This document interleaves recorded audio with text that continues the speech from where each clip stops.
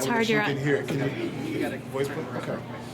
On our show last week, we kind of talked about just the longevity of basketball, the wear and tear on the body. You now, this is your 13th season. 4 strong years at UConn. You've had the Olympics 3 times. Yeah. How's the body feel? Yeah, you know, better on some days, as you know. When you play a lot of basketball and you play year round and you grind, there's some days, you know, when you get older that you feel better than others. So, you know, I've been trying to do a good job of just making sure physically I'm good. What I eat, rest, things I do in the weight room.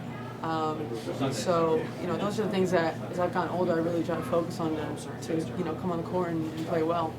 How are you resting? Because you're playing a full season overseas. Right. Most often you're in the finals there. You're coming back here, playing another full season. And it's one right after the other. So there's maybe a 2 or 3 day break.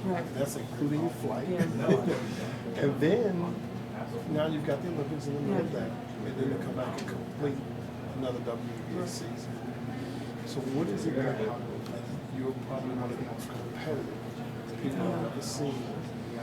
How are you maintaining yourself just to stay on that level, that Diana Taurasi level?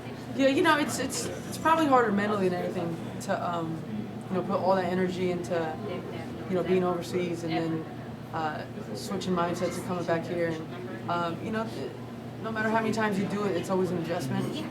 There's always that period of, you know, 2 or 3 weeks where you're mentally tapped out emotionally, and you kind of have to get back to that. And you know, I try to use my past experience to help me, you know, make that adjustment easier every time. But you know, you still have to go through it. You still have to go through the grind mentally, physically. And you got to find yourself, you know, to get better in a way that you can help the team. And you know, I feel, you know, every season you can feel like a rookie all over again. And right now, I'm kind of in that mode right now.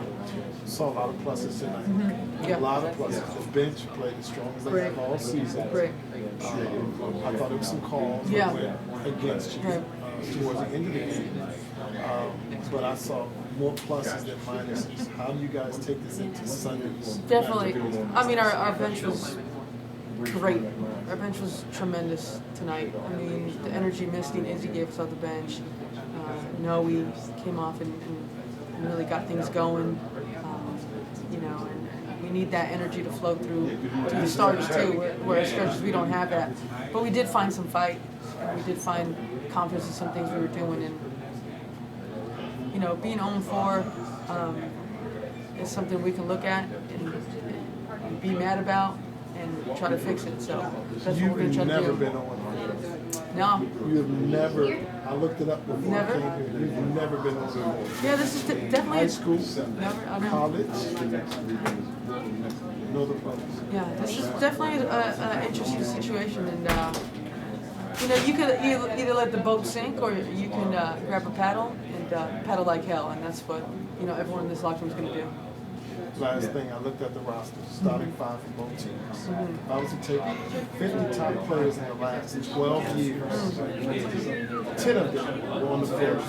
That's a lot of talent. That's I think like you said, a process of a lot of hard work. A lot of women dedicating their life to basketball, and you know, you saw it with a great game tonight. Unfortunately, we were on the wrong end of it. Your turn. Thanks, my man. You got it. We back.